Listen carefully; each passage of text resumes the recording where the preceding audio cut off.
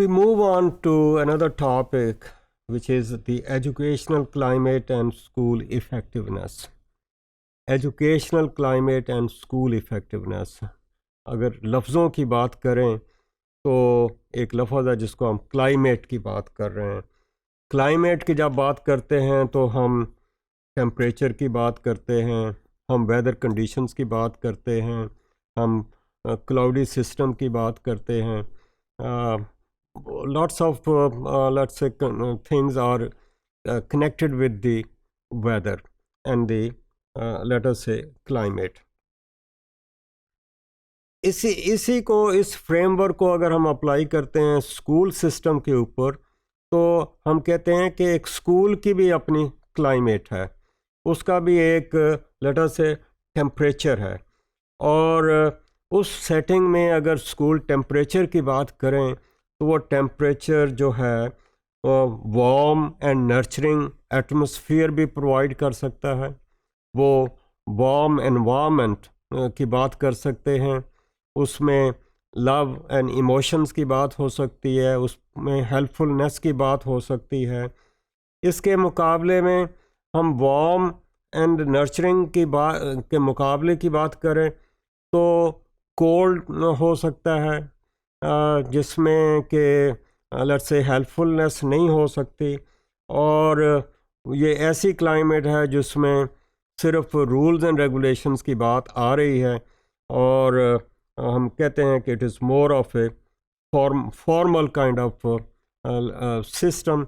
और उस formal system में ज़रा भी कोई डिविएशन हुई तो we get punishment rather than we see that those who are not coming up, they should be guided in a healthy kind of let's say atmosphere. So that kind of situation becomes scary for the people, and it becomes dangerous for the learners and for the students. And if it is scary and dangerous, then the students may not stay in the school, they might leave, they might become absentees, and that may not be conducive for, let's say, their upbringing. So we see that educational climate refers to school environment within which the learning takes place.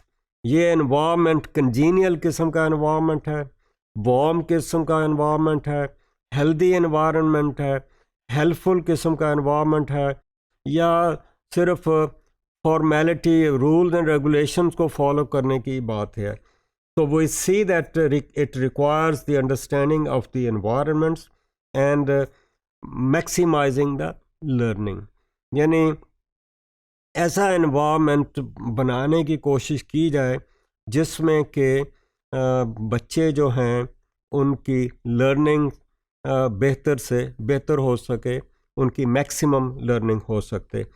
So it may require changes in the environment, it might require let's say reforms in the environment, और वो changes वो reforms ऐसी हों which produce a congenial kind of atmosphere in the let's say school setting, in the educational setting. तो अगर हम इस environment की बात करें तो स्कूल एंड क्लासरूम की एक कल्चर हमें एक लेट्स से यूनिट नज़र आता है. तो each school and classroom has a culture of its own like a miniature society. Okay, अब क्लासरूम की बात करते हैं तो उसमें पार्टिसिपेटिंग मेंबर्स हैं, स्टूडेंट्स हैं, टीचर्स हैं, और ये इंटरेक्ट कर रहे हैं. जब इंटरेक्ट कर रहे हैं तो again we come up with the patterns of interaction, उसके नॉर्म्स की बात कर सकते हैं. अब बहुत सारे जो है वो चीज़ें फॉर्मेलिटी की शक्ल भी अख्तियार कर सकती हैं, जिसको हम रूल्स कह सकते हैं. बहुत सारी ऐसी हैं जो इनफॉर्मल होंगी, वो may be expected patterns of behaviour हो सकते हैं. So the climate consists of the values, attitudes, beliefs, norms and customs of those making up the system. अब इसमें कौन हैं who make up the system? वो स्टूडेंट्स हैं, वो टीचर्स हैं, एंड देन उसके बियॉन्ड जो है वो सिस्टम की बात कर सकते हैं कि सिस्टम की रिक्वायरमेंट्स क्या हैं।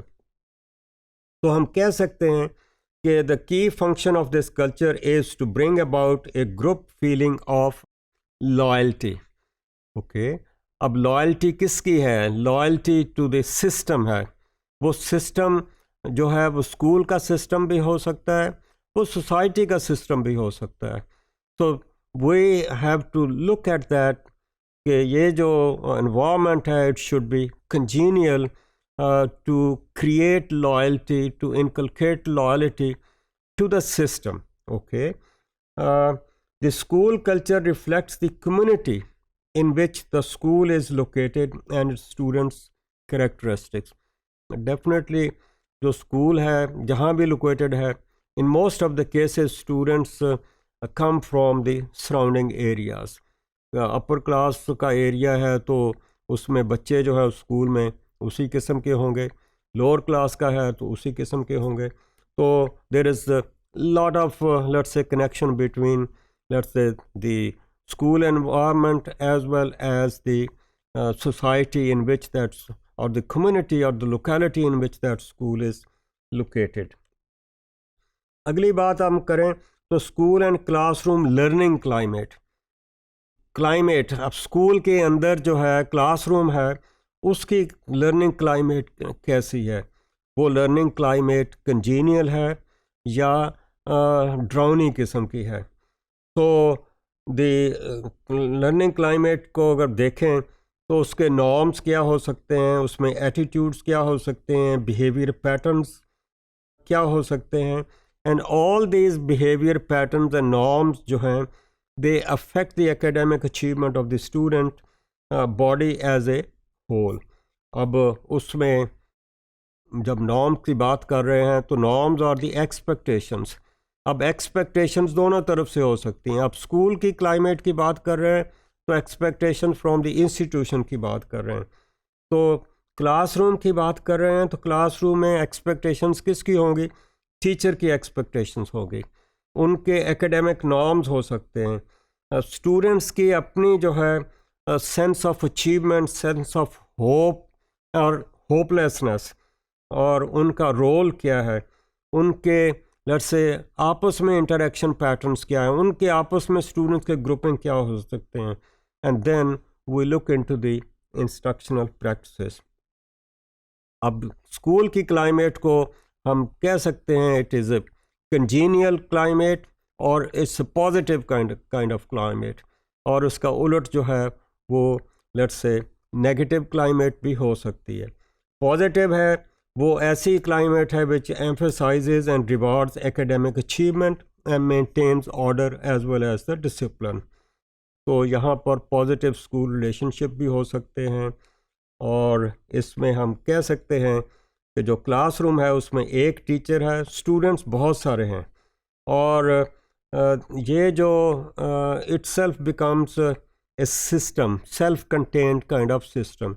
लेकिन डेफिनेटली ये क्लासरूम जो है ये वैक्यूम में नहीं एग्जिस्ट कर रहा है, स्कूल के सिस्टम में एग्जिस्ट कर रहा है, और school again is not in the vacuum, school exist कर रहा है in the system of that locality, system of that community and overall society. इसको देखें तो ये भी हो सकता है कि क्लासरूम को एक क्राउड की शक्ल में देखा जाए। उसमें क्या होगा कि एक स्टूडेंट्स का ग्रुप है, वो बहुत सारे हैं, वो उसको आप क्राउड कह सकते हैं, और उसमें एक टीचर है, और ये क्लाइमेट ऐसी हो सकती है जिसका मकसद सिर्फ कंट्रोल करना है, जिसका मकसद डिसिप्लिन क्रिएट करना है। So to understand the dynamics of classroom behavior, we have to recognize the students' environment, वो environment जिसके अंदर उनकी तरबियत हो रही है। So learning climate is made up of routines imposed on students in order to maintain control and discipline. तो इसमें approach क्या है? To treat the students as passive listeners or active participants, और ग्रुप लर्नर्स। और यहाँ पर उस हिसाब से फिर हम देखते हैं कि that has a positive impact on the students let's say achievements. तो school and classroom learning climate is a important factor, is a major factor in the students' mental and physical and health behavior. Physical health behavior. So that is how we look at the climate. That is how we look at the temperature. Whether it's a warm climate, congenial climate, or it is let us say composed of let us say hatred. It's composed of formalities. और उसको आप negative climate definitely is going to end up in negative behavior of the students might leave, they may abstain from the classes. We see that there might be aggressive behavior among the students, they might become deviants, the violence might be there, harassment be there, and it could lead to poor academic let's say results. और ये वही है जिसको हम कह सकते हैं कि this is a negative learning climate.